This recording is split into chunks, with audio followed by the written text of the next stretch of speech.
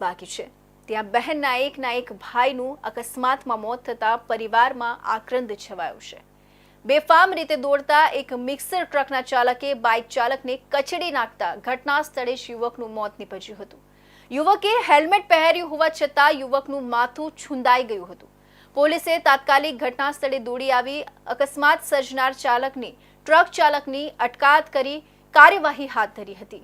વસ્તા દેવડી road પર આવેલા દિવ્યા જ્યોત ફ્લેટમાં 44 વર્ષીય સુભાષસિંહ પરિવાર સાથે રહેતા હતા। પરિવારમાં પત્ની અને એક બહેન છે। સુભાષસિંહ વોચમેન તરીકે કામ કરીને પરિવારનું ગુજરાન ચલાવતા હતા। ત્યારે આજરોજ 10 વાગ્યા આસપાસ સુભાષસિંહ બાઇક લઈને ઘરેથી નોકરી પર જવા માટે નીકળ્યા હતા। દરમિયાન ડુમસ રોડ પર આવેલા રાહુલરાજ મોલ પાસે પહોંચ્યા હતા। પાછળથી આવતા એક મિક્સર ટ્રકના ચાલકે પૂરપાટ ઝડપે દોડાવી સુભાષસિંહની બાઇકને અડફેટે લીધી હતી, જેના પગલે સુભાષસિંહ રોડ પર પટકાયા હતા અને તેમના પરથી ટ્રકનું ટાયર ફરી વળ્યું હતું, જેથી તેમનું ઘટનાસ્થળે જ મોત નીપજ્યું હતું। અકસ્માતના પગલે આસપાસથી લોકો દોડી આવ્યા હતા અને મિક્સર ટ્રકના ચાલકને પકડી પાડ્યો હતો અને પોલીસને સોંપ્યો હતો। સુભાષસિંહના અકસ્માત અંગેની જાણ થતાં પરિવારજનો પણ ઘટના સ્થળે દોડી આવ્યા હતા। બહેને રડતા રડતા જણાવ્યું હતું કે મારો એકનો એક ભાઈ હતો, હવે મારું કોઈ નથી। બહેનના રુદન સાથેના શબ્દોના કારણે ત્યાં હાજર સૌ કોઈની આંખો નમ થઈ ગઈ હતી।